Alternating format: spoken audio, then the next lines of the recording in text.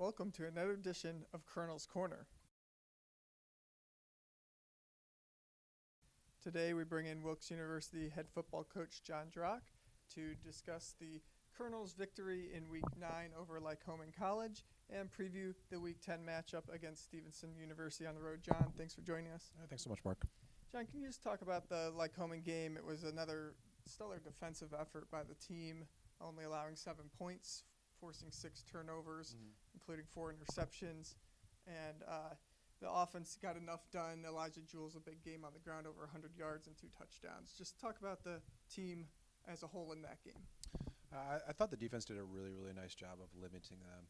They gave us some great field position early on in that football game, and we were able to take advantage of that and score 2 early touchdowns, which definitely changed, I think, what they wanted to do throughout the course of the game. I thought that we were very opportunistic, and that D-line got into their quarterback's face quite a bit and made him make some really bad decisions. I thought they played really, really hard all the way throughout the football game. Even the touchdown they gave up, there were some penalties involved in that for them to be able to move the football. But they didn't give him an inch basically all day and took the ball away from them continuously, time after time, and that just kept the momentum on our side. On the offensive side of the ball, our plan was to run the football. You know what I mean? We were going to pound the football, and I thought between Xavier and Isaiah and all those guys, they did a really, really nice job. Elijah Jules stepped up again. I think he is one of the best players in the football league this year in the MAC. He leads the league in touchdowns. I believe he's second in rushing right now, and he's first in all-purpose yards. So on a weekly basis, he just continues to do it and over and over and over again. And he's a young football player right now too, so that's exciting for our future. But I thought we did a nice job up front controlling their defense, and that it was one of the better defenses in the league. And I think that for us, going in with that emphasis of running the football really set the stage on top of what we did defensively. And on the defensive side, Leroy Marshall earned his second MAC Defensive Player of the Week award, 56-yard interception for a touchdown against Lycoming. Yep. And just talk about the other guys along with Marshall in that defensive backfield that were able to make plays against Lycoming.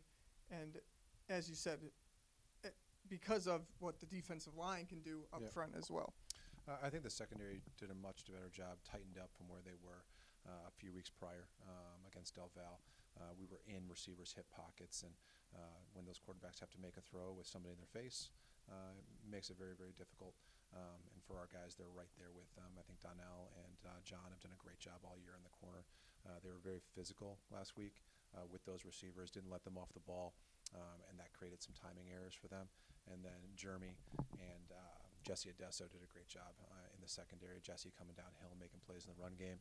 And Jerm just playing the football in the air. He was one of the guys with one of the interceptions. He jumped in front of one in the middle of the field and definitely tightened up some of those windows that we had allowed in earlier weeks.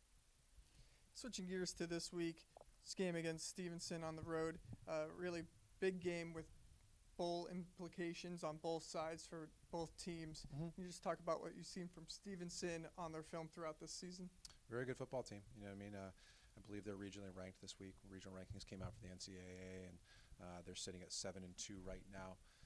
They have some really good wins under their belt. On the defensive side of the ball, they're extremely fast. They run really, really well to the football, and they play well together. And then the offensive side of the ball, they're led by a fifth-year starting quarterback and a fifth-year receiver that are probably 2 of the top players in the league. Both those guys have done a great job of setting the tone for them.